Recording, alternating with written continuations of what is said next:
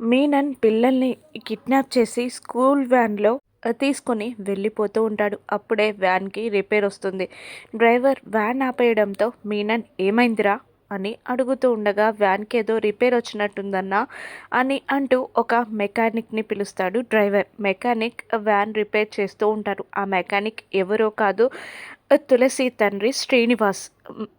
ఆ వ్యాన్ అంతా రిపేర్ చేసి పక్కకి నిలబడి తన షర్ట్ కంటిన దుమ్ముని దులుపుకుంటూ ఉంటాడు శ్రీనివాస్.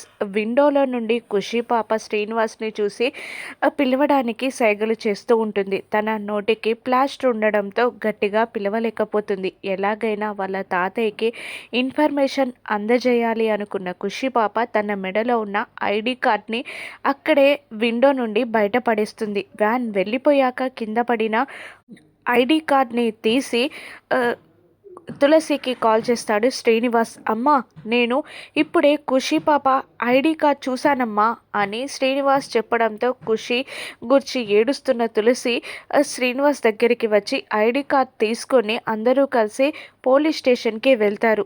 ఎస్ఐతో ఇలా అంటూ ఉంటుంది, "సార్, మా ఖుషి పాప కిడ్నాప్ అయిందని చెప్పడానికి ఇదే ఆధారం సార్" అంటూ ఐడి కార్డ్ చూపిస్తూ ఉండగా, "ఏం కాదు, నేను హామీ ఇస్తున్నాను నీకు, ఆ వ్యాన్ సిటీ దాటి వెళ్ళదు" అని చెప్తూ ఉంటాడు ఆ ఎస్ఐ.